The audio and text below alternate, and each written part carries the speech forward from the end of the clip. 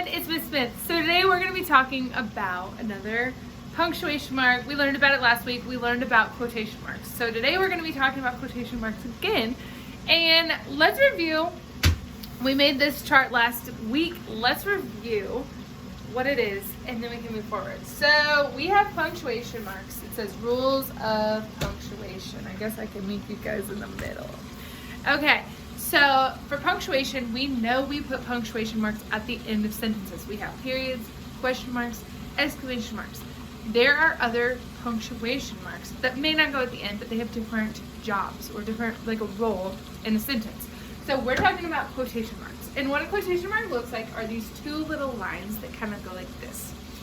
And we know it shows someone's exact words spoken. So it shows someone's words they spoke. So if you're reading a story, you have a character and it says, Timmy said this.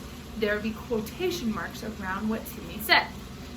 Shows when someone is speaking. So if someone is speaking in the moment in a story or you're trying to say something written down, you use quotations around it. And then also in songs and poems. We're not writing any songs and poems today, but if you guys ever do write about songs and poems, you would put quotation marks around your song and your poem. So your homework, I will show you what it looks like. It looks just like this. This is your homework. So I reinvented this and we have it right here. Check it out. All right. So for our work today, what we have a little guy. His name is Mike. And he's talking. And Mike said, I want to play outside. Mike said, I want to play outside. And down here in your homework, you're going to hear it, or you're going to have it, and it's going to say, said Mike.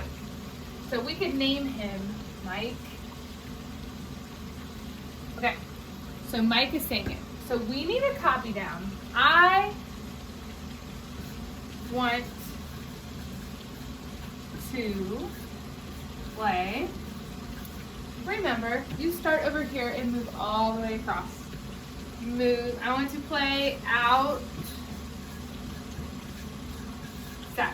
Okay, I want to play outside. Now you need the quotation marks. So you start where he started talking. So you're going to put a quotation mark here. And where he finished talking was right here. He did not say said outside, said Mike. He only said, I want to play outside. And then you're going to have a little comma and two quotation marks when you do stuff like this. I want to play outside, comma, question mark. We haven't learned too much about commas yet. I want you guys to just really, really focus on the quotation marks. Start where he started talking and end where he stopped talking. Okay. Second thing that Mike says. So we can name him Mike again. What is the weather outside? What is the weather outside? Down here, the same thing, said Mike. So let's copy down what he said. What is the weather? Oh no, I shouldn't have written that there. What is the weather outside? So we've noticed there is a question mark. He's asking a question. So put your question mark there. Then put your quotations. This is where he started talking. What is the weather outside? Quotation mark and said Mike. He didn't say said Mike, so we don't have that in there. What is the weather outside? Said. Okay, you guys have these on your homework. Check these out if you need help.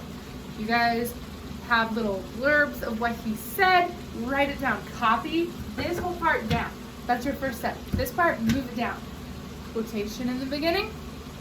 Quotation at the end.